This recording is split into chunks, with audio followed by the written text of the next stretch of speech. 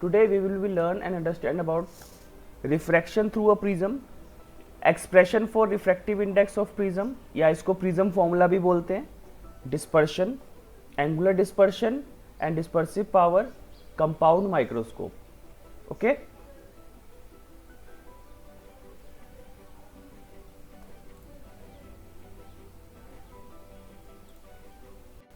तो ये हमारे कुछ टॉपिक्स है, refraction through a prism, expression for effective index of prism या इसको प्रिज्म फॉर्मूला भी बोलते हैं, dispersion, angular dispersion and dispersive power.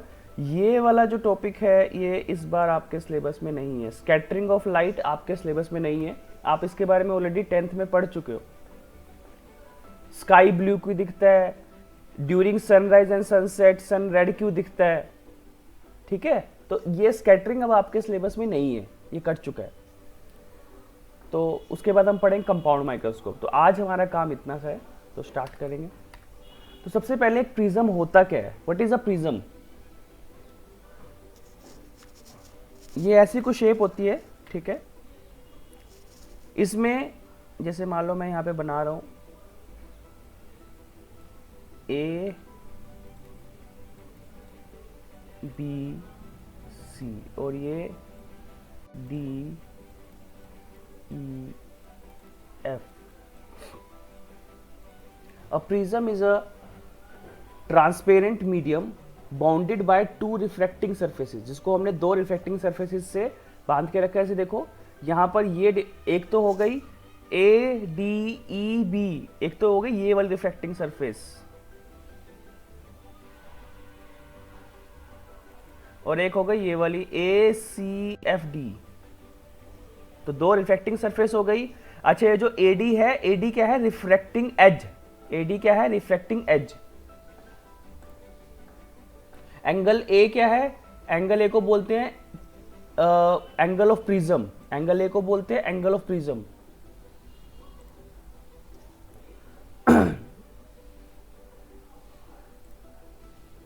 अच्छा, जब आप एक प्रिज्म को रखोगे तो प्रिज्म का जो सामने वाला जो सेक्शन है वही दिखेगा आपको. ये ऐसे दिखा रखा है हमने इसमें नोट टू डायमेंशनल पिक्चर पे. लेकिन जब 3 डायमेंशन देखोगे तो आपको इसका सिर्फ फ्रंट सरफेस ही दिखेगा, वो एक ट्रायंगल की शेप में दिखेगा. इसे बोलते हैं प्रिंसिपल सेक्शन. क्या बोलते हैं इसे, प्रिंसिपल सेक्शन. म्यू यहाँ पे रिफ्रैक्टिव इंडेक्स है. अब हमने पढ़ना है refraction of light through prism. Refraction of light through prism. तो यहां से एक रे आई, सबसे पहले क्या करोगे आप, यहां पर ड्रा करोगे नॉर्मल. ठीक है, ये एंगल कितना हो गया, आई. एक रे आई, रेयर से डेंसर, बिकॉज ये एयर है और ये ग्लास, ये एंगल ए है, ये ग्लास हो गया. ठीक है. अच्छा, तो रेयर से denser it will bend towards the normal, ये एंगल R1. ठीक है, और फिर दोबारा जब डेंसर से रेयर जाएगी तो it will bend away from the normal. अब देखो यहाँ पर एनिमेशन से कैसे चल रहा है. ये नॉर्मल हमने ड्रा कर दिया दोनों साइड पे. ये एंगल आई, ये एंगल ई, ये एंगल R1, ये एंगल R2 और ये वाला एंगल ए है.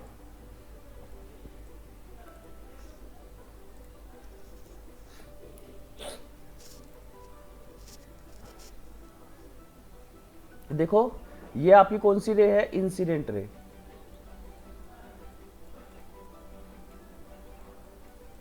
और ये कौन सी रे है, एमर्जेंट रे.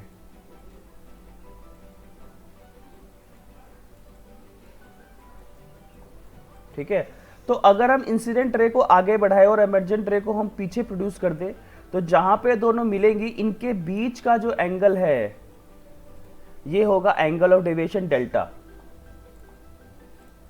दोबारा देखते हैं, ये देखो, ये डेल्टा आप ऐसे लिखो या ऐसे लिखो, ये आपकी मर्जी है. ओके, ये डेल्टा. तो 4 एंगल है यहाँ पे, angle I, angle of incidence, angle E, angle of emergence, angle A, angle of prism, angle delta, angle of deviation. ये 4 एंगल का आपको पता होना चाहिए. Angle I, angle of incidence, angle E, angle of emergence, angle A, angle of prism, angle delta, ये कौन सा है, एंगल ऑफ डेविएशन। ये पॉइंट्स के नाम दे दिए, ठीक है। अब यहाँ पे दो क्वाड्रिलेटरल बन रहे हैं। अब देखो ध्यान से, in quadrilateral A P O Q, A P O Q, A P O Q quadrilateral में हमारे पास क्वाड्रिलेटरल की प्रॉपर्टी क्या होती है, sum of all the angles is equal to 360, is equal to 360। तो ये जो अपोजिट एंगल्स हैं, एंगल ए और एंगल ओ, टोटल कितना होता है 360, तो अपोजिट एंगल्स का सम होगा 180 180, तो एंगल ए और एंगल ओ मिला कितना बनेगा 180। उसी तरह एंगल पी और एंगल क्यू मिला कितना बनेगा 180, ठीक है। In triangle O P Q, O P Q, ये जो छोटा सा ट्रायंगल बन रहा है ये वाला, R1 plus R2 plus O, R1 angle है, R2 एंगल है और ये वाला एंगल, तीनों एंगल का सम कितना होता है 180। इन ट्रायंगल DPQ, अब हम लेंगे ये वाली ऊपर वाली छोटी सी ट्रायंगल, इसमें लगाएंगे exterior angle theorem, angle delta. अब देखो यहां पे ध्यान से, ये वाला जो एंगल होगा, ये वाला, ये पूरा एंगल एंगल आई है, इसका एक छोटा सा पार्ट हो गया R1, तो ये वाला पार्ट क्या हो जाएगा I, यहां पर जो होगा एंगल I माइनस R1, और यहां पर ये वाला जो एंगल होगा, ये वाला, ये क्या हो जाएगा E माइनस R2। तो आपको पता है in triangle DPQ delta is the exterior angle, और exterior angle is equal to sum of two interior angles I R1 plus E R2, ठीक है। अच्छा, कई बुक्स में इसको ऐसे भी किया होगा, I R1 को डेल्टा 1, E R2 को डेल्टा 2 लिया होगा, तो delta is equal to delta 1 plus delta 2 भी आ सकता है। तो यहां से हमारे पास ये बन गया delta is equal to angle I plus angle E minus angle R1 plus angle R2। अब इन दोनों इक्वेशन को हम देखें, दोनों की राइट हैंड साइड इक्वल है तो लेफ्ट हैंड साइड भी इक्वल होगी, तो angle A plus angle O is equal to R1 plus R2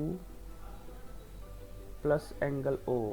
angle O से एंगल O कट गया, तो एंगल A किसके इक्वल आ गया R1 प्लस R2, और यहाँ पे है डेल्टा में R1 प्लस R2, तो यहाँ पे क्या लिख देंगे ऐसे, delta is equal to angle I plus angle E minus angle A। Angle A minus क्या है तो उसको उधर ले जाएंगे, तो ये आ जाएगा angle I plus angle E is equal to A plus delta. ये आपके पास मेन फॉर्मूला आ गया, angle I plus angle E, angle A plus angle delta. Okay, चार फॉर्मूले डिफाइन होने चाहिए आपको। अब देखो यहाँ पे एनिमेशन में A is equal to R1 plus R2 आ गया, बिकॉज O से O कट जाएगा, राइट हैंड साइड दोनों की सेम है, तो A is equal to R1 plus R2 आ गया। तो इसको पुट कर देंगे इक्वेशन नंबर 3 में, sum of angle of incidence and angle of emergence is equal to sum of angle of prism and angle of deviation.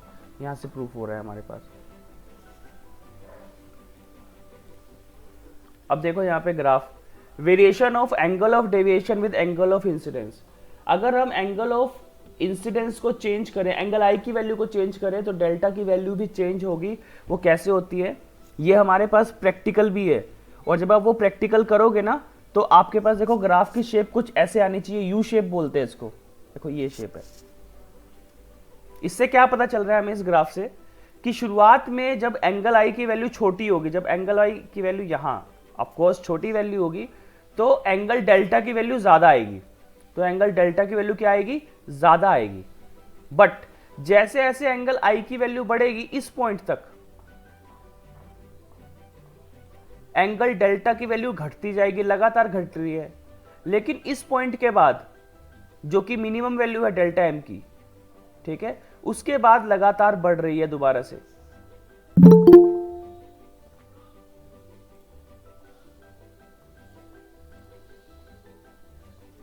ये है delta M क्या है, मिनिमम वैल्यू, और ये एक ही कंडीशन पे आती है जब एंगल आई और एंगल ई इक्वल हो जाए। तो ये ध्यान रखना है, बड़ी इंपॉर्टेंट कंडीशन है, बिकॉज ये आपको प्रैक्टिकल भी करना है। तो जब एंगल आई और एंगल ई इक्वल हो जाएंगे तो डेल्टा किसके इक्वल हो जाएगा, डेल्टा एम, मतलब minimum deviation. When angle of incidence increases, the angle of deviation decreases. At a particular value of angle of incidence, the angle of deviation becomes minimum and is called angle of minimum deviation. इसको क्या बोलते हैं, angle of minimum deviation. तो at delta m, I is equal to E, तो delta m पे क्या हो जाएगा, I E के इक्वल हो जाएगा। Is that clear? और जब I E के इक्वल हो जाएगा तो R1 is equal to R2 is equal to R, R1 और R2 भी इक्वल हो जाएंगे, तो दोनों R के इक्वल हो गए। तो हम अपनी इक्वेशन में पुट करेंगे, after minimum deviation angle of deviation increases with angle of incidence. तो ये तीन कंडीशन है। स्टार्टिंग में जब एंगल ऑफ इंसिडेंस बढ़ेगा तो एंगल ऑफ डेविएशन की वैल्यू घटेगी। At a particular value of angle of incidence the angle of deviation becomes minimum. Angle of deviation क्या हो जाएगा, मिनिमम, और वो कहां पर होगा, जब एंगल आई और एंगल ई इक्वल हो जाएंगे। और उसके बाद जैसे ही एंगल ऑफ इंसिडेंस की वैल्यू और बढ़ेगी तो एंगल ऑफ डेविएशन की वैल्यू भी बढ़ेगी। अब यहां से हमने प्रिज्म फॉर्मूला निकालना है, यहां पे इसका नाम प्रिज्म फॉर्मूला भी आ सकता है।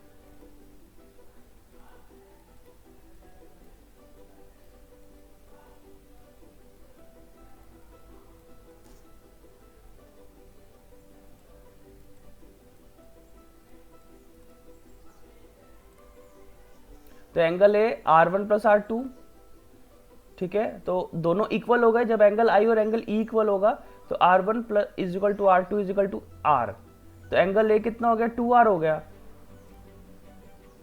तो एंगल R कितना हो जाएगा, A/2, ठीक है। अब यहां पे ध्यान से, और हमें पता है म्यू का फॉर्मूला क्या होता है, sine I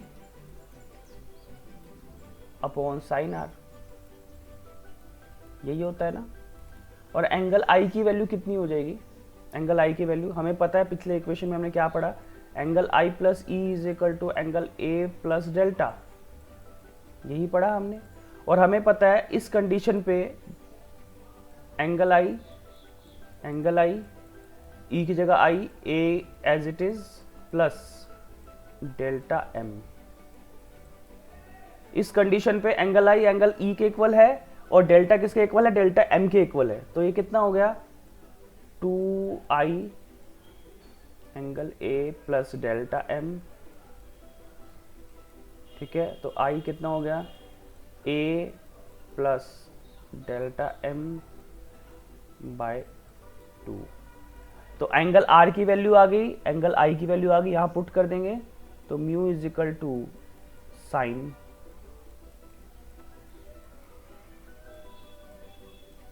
a plus delta M by 2 upon sine a by 2, this is it, okay. तो this is your prism formula, इसे क्या बोलते हैं हम, प्रिज्म फॉर्मूला बोलते हैं। देखो अब एनिमेशन से देख लो आप, ये हमने एंगल आर की वैल्यू निकाल दी। अब हमें पता है angle I plus angle E is equal to angle A plus delta होता है। तो यहाँ से पुट कर देंगे वैल्यूज, आई की जगह ई पुट कर देंगे या ई की जगह आई पुट कर देंगे और डेल्टा की जगह डेल्टा एम पुट कर देंगे। तो हमारे पास एंगल आई और एंगल आर की वैल्यू आ गई। अब हमें पता है according to Snell's law mu is equal to sine I upon sine R, तो यहाँ से पुट कर देंगे। तो this is your prism formula, ठीक है। 3 मार्क्स के लिए it is a very very important question, okay.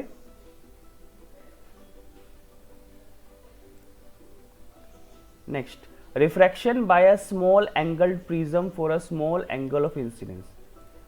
अब हमारे पास जो एंगल ऑफ प्रिज्म है इसका बहुत छोटा होगा, तो हम क्या करेंगे, mu is equal to sine I by sine R1, mu is equal to sine E by sine R2। ये हम कहां से ले रहे हैं,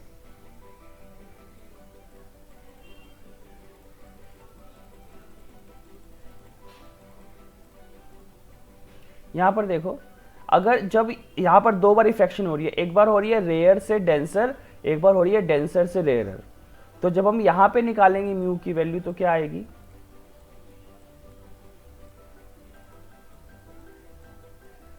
साइन ए बी सरफेस पे जब निकालेंगे तो कितनी आएगी, sign I upon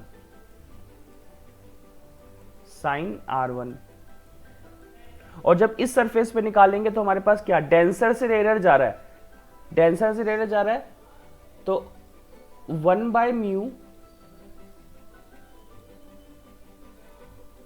sine R2 upon sine E। तो यहां से म्यू की वैल्यू कितनी हो जाएगी, sign E upon sine R2। ठीक है, तो ये वैल्यूज ऐसे आई थी हमारे पास।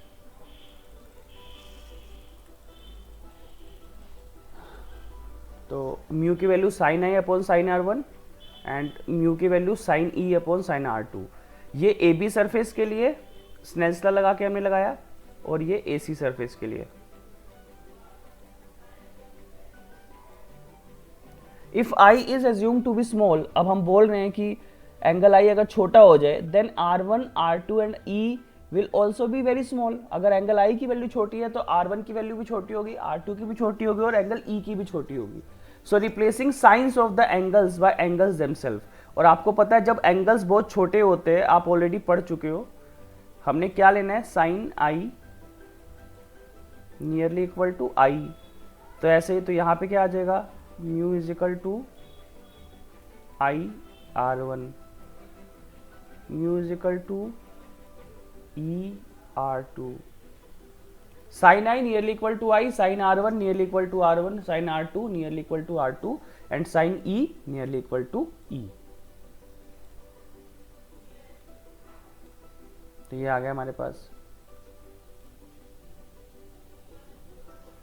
अब हमें पता है angle I plus angle E,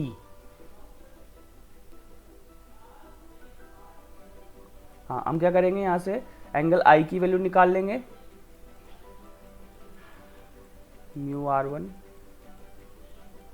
angle E की वैल्यू निकालेंगे क्रॉस मल्टीप्लाई करके म्यू R2, और इन दोनों को ऐड कर देंगे। Angle I plus angle E is equal to mu R1 plus R2 mu A। तो एंगल I प्लस E, अब आपको पता है एंगल I प्लस E, ये हो गई इक्वेशन नंबर 1। और हमने अभी पहले पढ़ के आया कि angle I plus angle E angle A plus delta के इक्वल होता है ना। तो इक्वेशन नंबर 2, तो अगर हम इन दोनों को कंपेयर करें तो एंगल I प्लस E, मतलब दोनों का लेफ्ट हैंड साइड बराबर है, तो mu A is equal to A plus delta, compare करेंगे, ठीक है। तो delta is equal to mu common आ जाएगा A minus 1। This is your prism formula for a small angle prism. तो दो प्रिज्म फॉर्मूला है, एक तो नॉर्मल जो आपका प्रिज्म फॉर्मूला है, जो आप प्रैक्टिकल में भी यूज करने वाले हो, वो जो फॉर्मूला जो पीछे हमने पढ़ा है वो प्रैक्टिकल में भी यूज होगा। तो अब एनिमेशन से देख लेते हैं। हमने क्या किया, पहले एंगल आई प्लस एंगल ई की वैल्यू निकाल दी, उसके बाद हमें पता है angle I plus angle E angle A plus angle delta के बराबर भी होता है, दोनों के लेफ्ट हैंड साइड बराबर, तो राइट हैंड साइड भी क्या हो जाएगी बराबर। तो angle A plus delta is equal to mu A, angle A को उधर ले जाएंगे तो delta is equal to A mu minus 1। Next term dispersion, ये आपने 10th में ऑलरेडी पढ़ रखा है। डिस्पर्शन क्या होता है, splitting of white light into its constituent 7 colours, that is VIBGYOR. VIBGYOR 10th में आपने पढ़ा हुआ है। The phenomenon of splitting a ray of white light into its constituent colors is called dispersion and the band of colors from violet to red is called Vibgyor। okay? ये prism, और dispersion करने का काम कौन आता है, ये prism ही करता है। Okay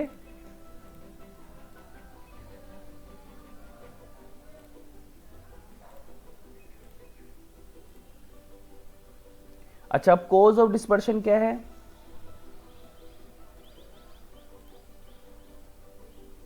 cause of dispersion, the speed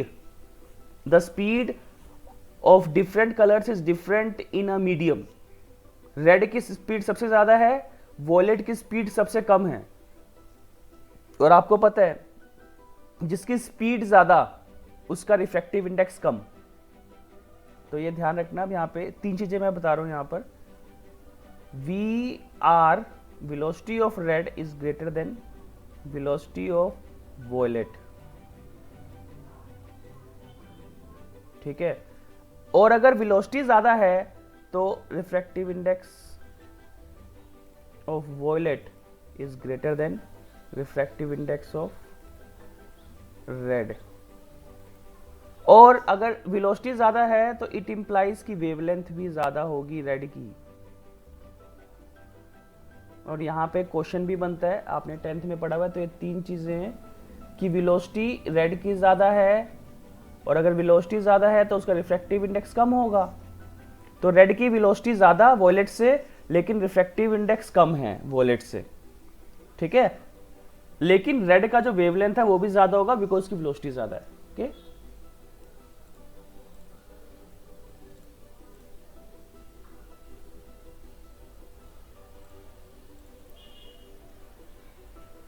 ये एक इक्वेशन है, कॉशी इक्वेशन, ठीक है। ये क्या बोलती है, mu is equal to A plus, ये कांस्टेंट है, ए बी सी कांस्टेंट है, plus B upon lambda square plus C upon lambda की पावर 4। और यहां से क्लियरली दिख रहा है कि जो म्यू है वो इनवर्सली प्रोपोर्शनल है लैम्डा स्क्वायर के।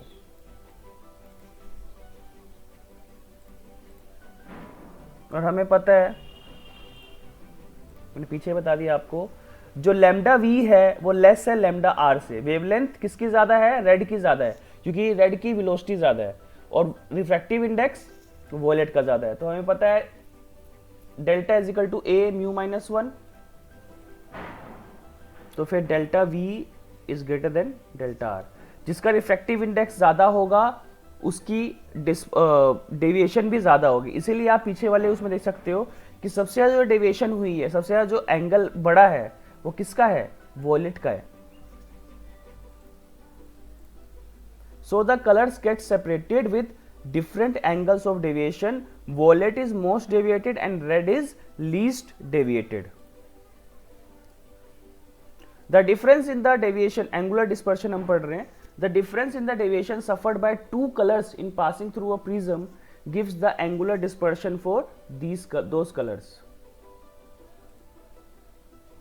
The angles between the emergent rays of the any two colors is called angular dispersion between the two colors. It is the rate of change of angle of deviation with wavelength.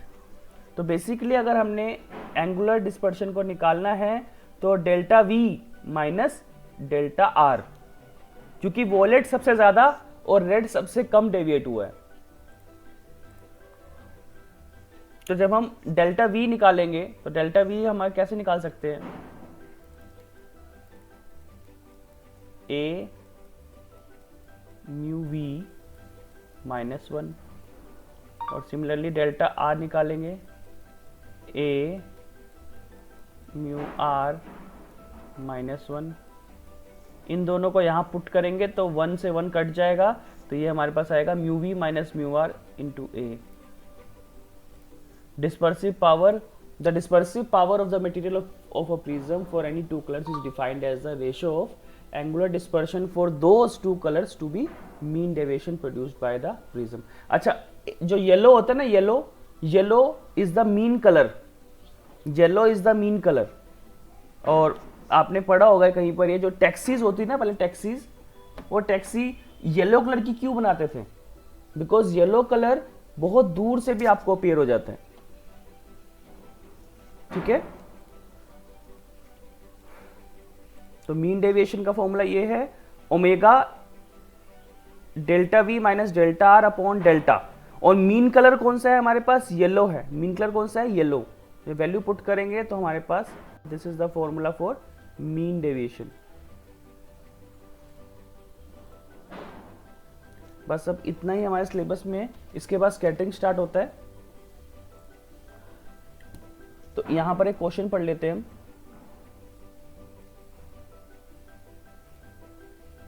ये सारे derivation दोबारा से notes में भी आप पढ़ सकते हो।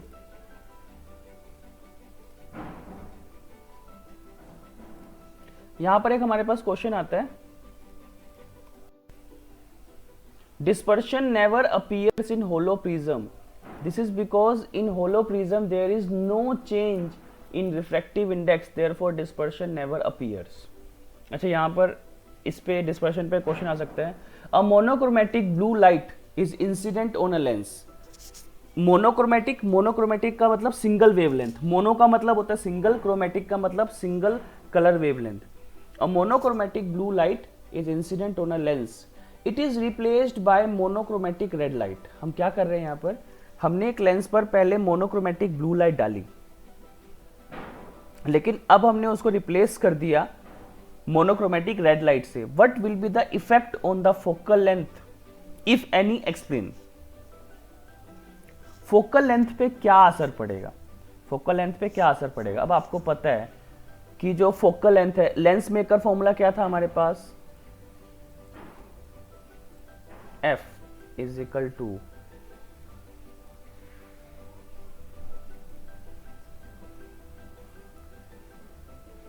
Mu minus 1, sorry 1 by F is equal to mu minus 1 by R1 minus 1 by R2. ये था ना लेंस मेकर फॉर्मूला. तो रिलेशन क्या बन रहा है, म्यू और एफ के बीच में इनवर्सली प्रोपोर्शनल. और आपको पता है कि रेड का जो रिफ्रैक्टिव इंडेक्स है सबसे कम है, mu R less than mu blue. यहाँ पे ब्लू कलर है या वॉलेट से भी कम है, ठीक है ना. तो F inversely proportional to mu, ये हमारा आ गया. और हमें पता है according to Cauchy's relation mu directly proportional to 1 by lambda का स्क्वायर, 1 बाय लैम्डा का स्क्वायर. और आपको पता है, ये भी पता है कि रेड की वेवलेंथ सबसे ज्यादा होती है, तो रेड की वेवलेंथ सबसे ज्यादा म्यू बी से, ठीक है. तो ये दो रिलेशन हो गए. तो यहां से अगर हम इन दोनों को सम करें, इन दोनों को अगर हम राउंड ऑफ करें, तो F directly proportional to lambda square, F directly proportional to lambda square. और हम यहाँ पे कर क्या रहे हैं, ब्लू लाइट की वेवलेंथ कम थी और रेड लाइट की वेवलेंथ ज्यादा थी. तो अगर हम वेवलेंथ को बढ़ा रहे हैं तो फोकल लेंथ भी बढ़ जाएगी. There that is by increasing the wavelength focal length also increases. Red colour has higher focal length, that is focal length increases for red colour. Okay, actually it is a defect of lens known as chromatic aberration, known as chromatic aberration. यहां पर अभी हमने यही पढ़ना है. तो यहां से एक रिलेशन बनता है, ये रिलेशन बहुत इंपॉर्टेंट. आपका 1 नंबर के लिए क्वेश्चन आता है कई बार ऐसा कि हम एक लेंस ले रहे हैं, उस लेंस पे पहले हमने वॉलेट लाइट डाली, ठीक है, और फिर हम उस पर रेड लाइट डाल रहे हैं, तो क्या फर्क पड़ेगा उसकी फोकल लेंथ पे. तो बेसिकली रिलेशन क्या है, F directly proportional to lambda का स्क्वायर. और ये दो रिलेशंस को मिला के बना है, ठीक है. तो इसका मतलब अगर हम फोकल लेंथ को बढ़ाएं, वेवलेंथ को बढ़ाएंगे तो फोकल लेंथ भी बढ़ जाएगी. ओके, तो हमारे 4 टॉपिक्स तो हो गए. अब लास्ट टॉपिक रह गया हमारे पास एक कंपाउंड माइक्रोस्कोप, ठीक है. तो अब इसे करते हैं. तो कंपाउंड माइक्रोस्कोप नाम से पता चल रहा है कंपाउंड, ठीक है, combination of to lenses, convex lenses, ठीक है. सिंपल माइक्रोस्कोप आपने पढ़ा, उसके बाद कंपाउंड माइक्रोस्कोप. ये इसमें 2 लेंस होते हैं, ऑब्जेक्टिव और आईपीस. ऑब्जेक्टिव लेंस आपको दिख रहा है कि इसमें छोटा है, आईपीस इसमें बड़ा है. तो सबसे पहले हम क्या करेंगे, ऑब्जेक्ट को हम रखेंगे ऑब्जेक्टिव. यहाँ पे ओ का मतलब है ऑब्जेक्टिव और ई का मतलब है आईपीस. और आपको नाम से पता चल रहा है ऑब्जेक्टिव, ये लेंस ऑब्जेक्ट के पास रहता है, और आई पीस यहां से हम देखते हैं, यहां से आई रखते हैं हम यहाँ पर, ठीक है. और बीच में हमारे पास रैक एंड पाइनियन अरेंजमेंट होता है जिसमें ये दोनों लेंस फिट होते हैं. ये वाला लेंस ऑब्जेक्ट के सामने और ये वाला लेंस आई के सामने, ओके. और यहाँ पर ये एक ट्यूब के अंदर फिक्स होते हैं दोनों के दोनों. और इनके बीच का जो डिस्टेंस है हम घटा सकते हैं और बढ़ा सकते हैं. दोबारा देख लो, हमने ऑब्जेक्ट को रखा फोकस और सेंटर ऑफ कर्वेचर के बीच में, ठीक है. तो देखो 2 रेज निकली, तो यहाँ पे जाके उसकी इमेज बन रही है, और फिर यहाँ पर ये इसके लिए एज अ ऑब्जेक्ट की तरह यूज होगा। तो फाइनल इमेज कौन सी बनेगी हमारे पास, ये वाली बनेगी। फाइनल इमेज बनेगी हमारे पास ये वाली।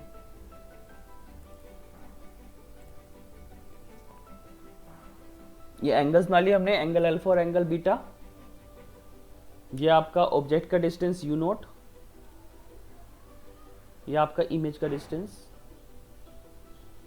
ये डी क्या होता है, least distance of distinct vision. कितना होता है एक नॉर्मल ह्यूमन बीइंग के लिए, 25 सेंटीमीटर। कितना होता है, 25 सेंटीमीटर। एल क्या है, length of the tube. Objective, the converging lens nearer to the object, the converging lens through which the final image is seen. हमें जो इमेज दिखाई देगी, देखो कितना छोटा सा ऑब्जेक्ट है, उसने उसकी कितनी बड़ी इमेज बना दी है। अगर हम एक सिंगल लेंस लेते, जो कि हम सिंपल माइक्रोस्कोप में कर रहे थे, सिंपल माइक्रोस्कोप में हम क्या कर रहे थे, उसकी जो इमेज है वो बड़ी तो हो रही है, लेकिन बहुत ज़्यादा बड़ी नहीं हो पा रही है। लेकिन कंपाउंड माइक्रोस्कोप की हेल्प से हम उसकी इमेज को बहुत ज़्यादा मैग्नीफाई कर सकते हैं। Both are of short focal length, focal length of eyepiece is slightly greater than the objective. दोनों ही छोटी वेवलेंथ, छोटी फोकल लेंथ के लेंस हैं, लेकिन आईपीस की फोकल लेंथ थोड़ी सी ज्यादा होगी ऑब्जेक्टिव से। अब हमने मेन चीज है कि आपने मैग्नीफाइंग पावर का फॉर्मूला निकालना है। एंगुलर मैग्निफिकेशन और magnifying power of a compound microscope is defined as the ratio of angle beta. Beta क्या है, subtended by the final image at the eye to the angle alpha subtended by the object seen directly when both are placed at least distance of distinct vision. Beta क्या है, angle subtended by the final image at the eye. Alpha क्या है, angle subtended by the object at the eye. Okay, तो m is equal to beta upon alpha. Since angles are too small, तो alpha nearly equal to tangent alpha, beta nearly equal to tangent beta. तो m is equal to tangent beta upon tangent alpha. This is our main formula. तो फिर हम क्या करेंगे, values निकाल लेंगे। Tangent beta हम अपने डायग्राम में देखते हैं, टेंजेंट बीटा की वैल्यू हमने कैसे निकाली है। देखो यहाँ पर टेंजेंट बीटा,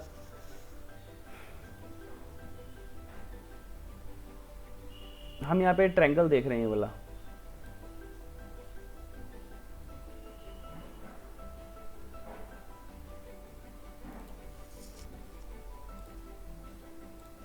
ये वाला जो ट्रायंगल है हमारे पास, ठीक है।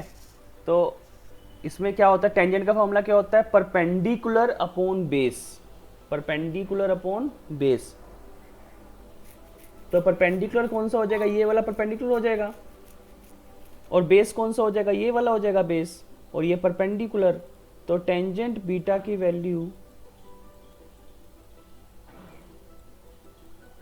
ए double dash B double dash upon D Q, because इस पॉइंट से लेके इस पॉइंट तक का डिस्टेंस किसके इक्वल है, डी, कैपिटल डी के इक्वल है। उसी तरीके से अल्फा की वैल्यू निकालनी है। अब हमने किसकी वैल्यू निकालनी है, अल्फा की। अब अल्फा की वैल्यू देखो हम कैसे निकालेंगे। हम अल्फा कहां पर बन रहा है, ये वाला एंगल बन रहा है ना अल्फा, ठीक है। तो ये वाले एंगल पे ये छोटा सा ट्रायंगल बन रहा है हमारे पास,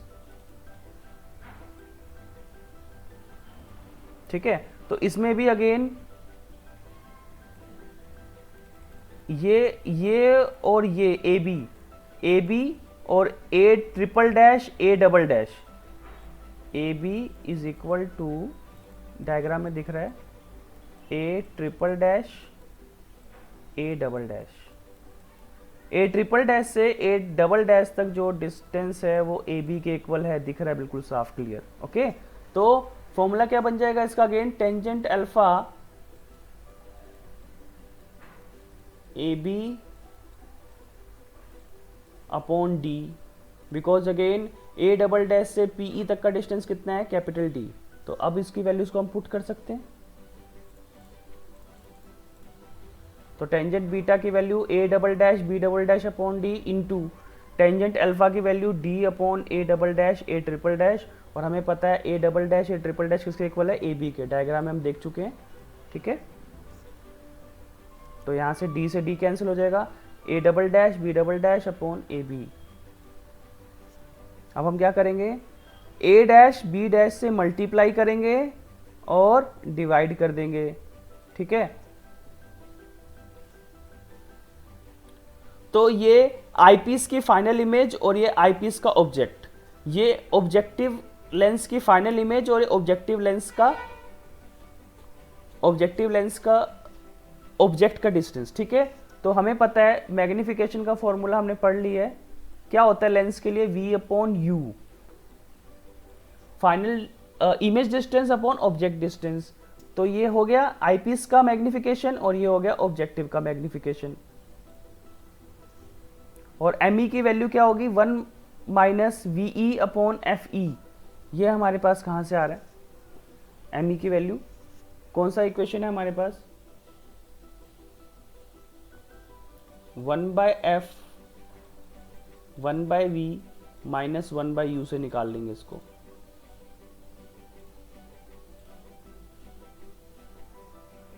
तो वी की वैल्यू कितनी है, डी है, और d कितना होता है 25 सेंटीमीटर। तो m is equal to 1 plus D upon F E, ठीक है, 1 plus D upon F E. और mo कितना हो जाएगा, vo upon minus U nought. Minus क्यों आया, बिकॉज लेफ्ट हैंड साइड पे रखा हमने। तो इन दोनों वैल्यूज को हम पुट कर देंगे यहाँ पर। तो यहाँ पर एक मिनट देखो, हमने ME की वैल्यू को रखा, MO की वैल्यू को रखा, और यहाँ पर ME की जगह ME की वैल्यू को, MO की जगह MO की वैल्यू को, तो हमारे पास ये फॉर्मूला आ गया।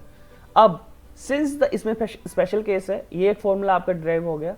Since the object is placed very close to the principal focus of the objective and the image is formed very close to the eye piece, तो U nought nearly equal to F nought and V nought nearly equal to length. तो यहाँ पे replace कर देंगे U note की जगह F note और V note की जगह L। तो हमारे पास क्या फॉर्मूला आ जाएगा, M is equal to minus L F nought 1 plus. अच्छा, ये तो था when the image is formed at least distance of distinct vision, लेकिन अगर इमेज इन्फिनिटी पे फॉर्म हो रही होती तो यही जो आंसर है वो ऐसे आ जाता है। तो this is it. So thank you all.